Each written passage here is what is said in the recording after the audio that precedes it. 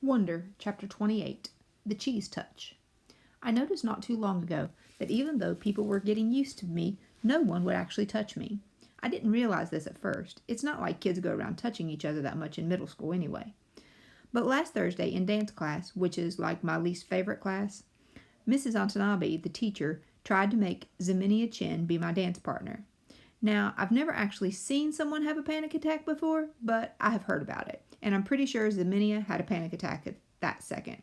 She got really nervous and turned pale and literally broke out into a sweat within a minute. And then she came up with some lame excuse about really having to go to the bathroom. Anyway, Mrs. Watanabe let her off the hook because she ended up not making anyone dance together. Then yesterday, in my science elective, we were doing this cool mystery powder investigation where we had to classify a substance as an acid or a base. Everyone had to heat their mystery powders on a heating plate and make observations, so we were all huddled around the powders with our notebooks.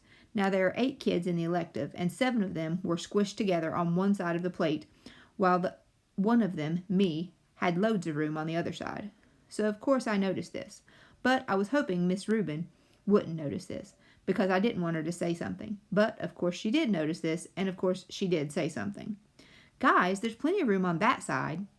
"Tristan, Nino, go over there," she said. So Tristan and Nino scooted over to my side. Tristan and Nino have always been okay nice to me.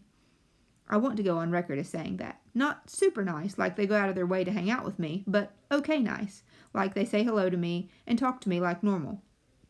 And they didn't even make a face when Miss Rubin told them to come on my side, which a lot of kids do when they think I'm not looking. Anyway, everything was going fine until Tristan's mystery powder started melting. He moved his foil off the plate, just as my powder began to melt too, which is why I went to move mine off the plate, and then my hand accidentally bumped his hand for a fraction of a second. Tristan jerked his hand away so fast he dropped his foil on the floor, while also knocking over everyone else's foil off the heating plate.